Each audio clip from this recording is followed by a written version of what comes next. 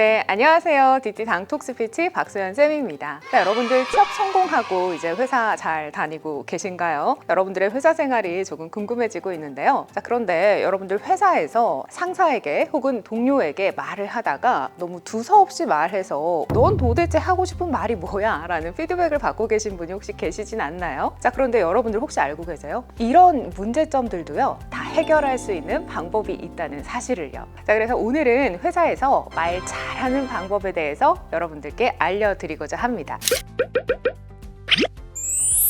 회의를 하다 보면 여러분들 아마 이런 순간이 있을 거예요. 열심히 막 참석해서 끄덕끄덕하고 듣고 있는데 갑자기 상사께서 자, 이 안건에 대해서 자네는 어떻게 생각하나? 이런 질문 받으면 여러분 어떠세요? 그 순간 긴장감이 확 몰려면서 머리가 새하얗게 변하는 경험을 하셨을 거예요. 도대체 내가 무슨 말을 해야 되는지, 나는 아직 신입인데 나 열심히 듣고 있었는데 라는 생각만 아마 떠오르실 텐데요. 이렇게 급작스러운 질문을 받았을 때 사실 내 생각을 잘 요약해서 말씀하실 수 있는 것 또한 나의 커리어를 인정받는 방법 중에 하나입니다. 자, 바로 그 방법은요, PREP 화법입니다. 어때요? 들어보신 적 있으세요? 먼저 P는 포인트입니다. 그리고 R은 리즌입니다. E는 example, 그리고 마지막으로 P, 포인트 한 번 더 말씀하시는 거예요. 자, 이렇게 내가 가진 생각들을 주장, 그리고 근거, 예시, 주장 순으로 말을 하게 된다면 훨씬 더 구성력 있는 표현을 하실 수가 있어요. 자, 그래서 P에서는요, 물어본 질문에 대한 즉답을 해주시면 돼요.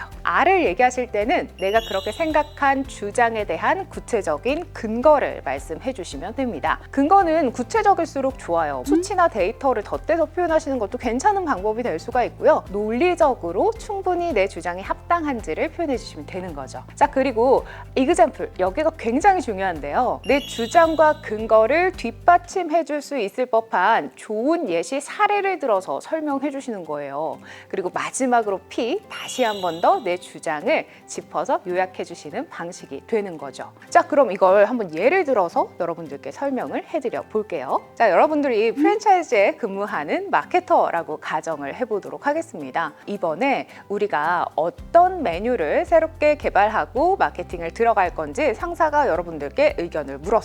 자, 그러면 이때 PREP 화법을 적용해서 말씀하시면 됩니다. 저는 이번에 매운 음식을 주제로 마케팅을 활성화해보면 좋을 것 같습니다 라고 주장을 얘기하시고요. 그 다음에 reason, 이유를 얘기하시면 되는 거예요. 왜냐하면 한국인들은 항상 이 매운맛에 열광하고 있기 때문이죠. 그리고 example, 예시를 드시는 거죠. 실제로 저희 경쟁사인 A사에서도 현재 매운 음식 메뉴를 가지고서 이러한 방향의 마케팅을 전개하고 있는 걸 봤는데요. 해당 상품의 매출이 현재 많이 높아졌고 SNS에서도 반응이 굉장히 좋은 것을 제가 확인했습니다. 그리고 P, 그래서 저는 매운 음식을 가지고 마케팅을 시행해보면 좋을 것 같습니다. 이렇게 얘기를 해보시는 거죠. 자, 어때요?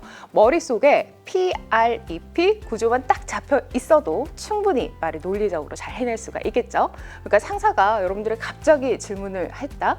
긴장하지 마세요. PREP만 떠올리시면 됩니다. 두 번째 방법은요, 바로 카테고리를 나눠서 이야기하는 겁니다. 카테고리를 나눈다? 왠지 좀 어렵게 느껴지는데요.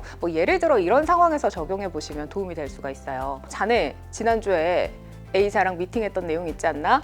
요약해서 전달해주게. 자, 그러면 여러분들 머릿속에는 수만 가지 생각이 지금 떠오르시죠? 그때 갔는데 나 조금 늦었는데, 그다음에 그때 이거 요청하셨는데, 맞다, 그거 안 적었다, 또 이것도 요청하셨는데 어떡하지? 하는 다양한 요구사항들이 머릿속에 막 그때 떠오르실 텐데요. 이럴 때일수록 내용을 정리하고 분류하시는 게 굉장히 중요합니다. 왜냐면 우리가 회의나 미팅을 하게 되다 보면 여러 가지 안건들을 가지고서 어떻게 계획하고 실행할 건지를 정리하시게 될 텐데 그 내용들을 막 섞어서 전달하면 듣는 사람들은 무슨 말인지 하나도 몰라요. 더 쉽게 한번 설명을 해볼게요. 여러분들이 코스 요리를 주문하는 레스토랑에 갔어요. 그래서 주문을 하려고 하는데 보니까 디저트가 너무 맛있을 것 같아. 그래서 주문 받는 순서고 뭐고 내가 다 무시하고 저는 디저트로 티라미수 주시고요. 그리고 음료 메인으로는 이따가 커피를 마실 건데요. 그리고 메인은 저는 뭐 스테이크를 먹을래요. 이렇게 여러 가지를 한꺼번에 얘기를 하시면 주문을 받는 사람은 머릿속이 너무 혼란스럽겠죠. 자, 그래서 이때도 주문을 어떻게 받나요? 분류해서 하나하나씩 주문을 받으시죠. 식전빵은 어떤 게 좋으세요? 샐러드가 좋으세요? 메인은 어떤 요리가 더 좋으세요? 이런 식으로 해서